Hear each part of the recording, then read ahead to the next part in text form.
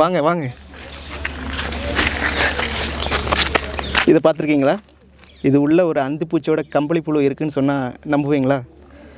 பாருங்கள், இந்த அந்துப்பூச்சியோட கம்பளி புழு என்ன பண்ணுன்னா, முட்டையிலேருந்து வெளியில் வந்த உடனே அதோட உமிழ்நீரை பயன்படுத்தி குச்சிகள்லாம் ஒட்டி வச்சு இந்த மாதிரி கேஸை உருவாக்கும்.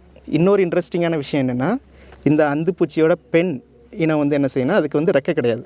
அப்படிங்கிறதால இந்த குச்சிக்குள்ளே அந்த பெண் அந்துப்பூச்சி வந்து இருந்து அதை பாதுகாத்துக்கிடும்.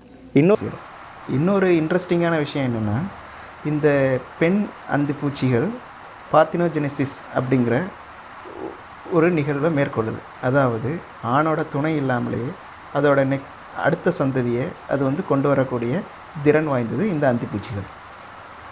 இந்த மாதிரி நீங்கள் நிறைய இன்ஃபர்மேஷன் தெரிஞ்சுக்கணும்னு நினச்சிங்கன்னா, ஏ வாக் வித் தலவாயை சப்ஸ்கிரைப் பண்ணுங்கள்.